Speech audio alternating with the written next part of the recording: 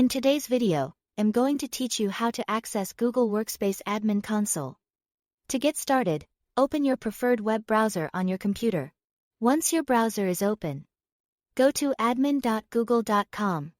Make sure you type the address carefully so you arrive at the official Google Workspace Admin sign-in page. This is the main portal used by administrators to manage their organization's Google services. When the page loads, you will be asked to sign in. Here, enter your organization's administrator email address and then your password. It's important to use an administrator account that belongs to your company, school, or organization, because only approved admin accounts can access the admin console. A personal Gmail account will not work for this process. So if you try signing in with a regular account ending in gmail.com, you won't be able to continue into the admin area.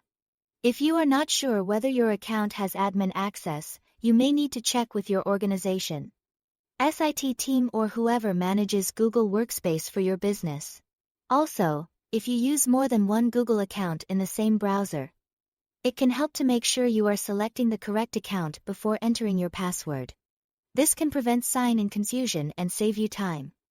After you successfully authenticate, Google will redirect you to the Admin Console dashboard. This is the central location where administrators can manage key parts of their Google Workspace environment.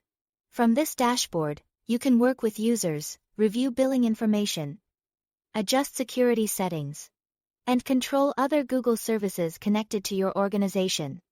Depending on your admin role, you may see more or fewer options on the screen. Take a moment to get familiar with the layout once you arrive. The dashboard is designed to help you quickly access the most important administrative tools.